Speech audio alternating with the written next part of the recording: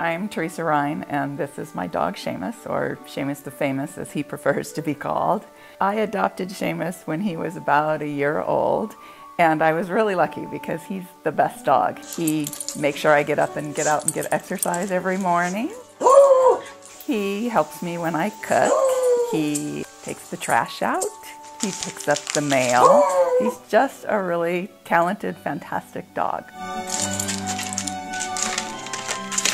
Okay, maybe he's not the best dog, but as it turns out, he was the best dog for me.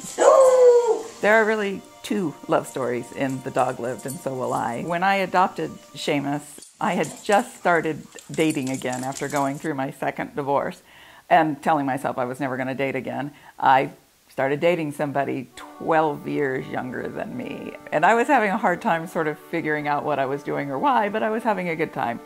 And when I introduced Seamus to Chris, it didn't exactly go well. Chris was not really a dog person, and Seamus was not really interested in sharing me.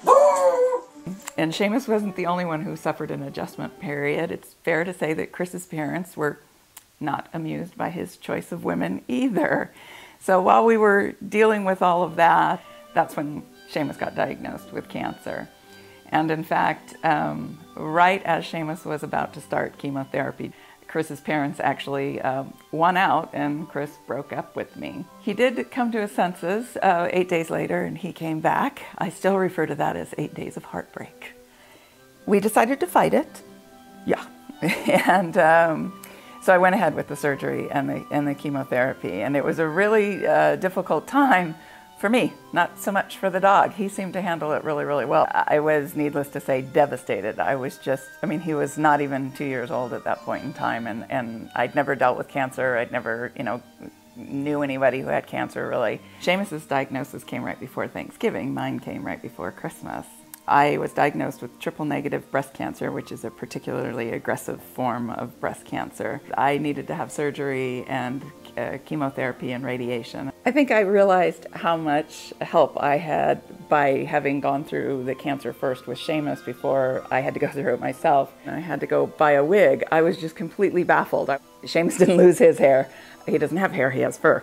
Buying a wig should have been easy, but it wasn't. I just completely stumbled over it. I couldn't figure out what to do and how to get there, and that's when I realized, oh, because I didn't have to do that with Seamus. I didn't have the roadmap ahead of me that the Beagle had already laid out for me. The Dog Lived and So Will I is a story about it. Of course, it's about a really cute dog. We call him diabolically cute. It's a story about two cancers, but it's also, there's a love story in it that I think is really interesting and important. But in the end, I think that it's a humorous story that offers a lot of humor and hope during difficult times.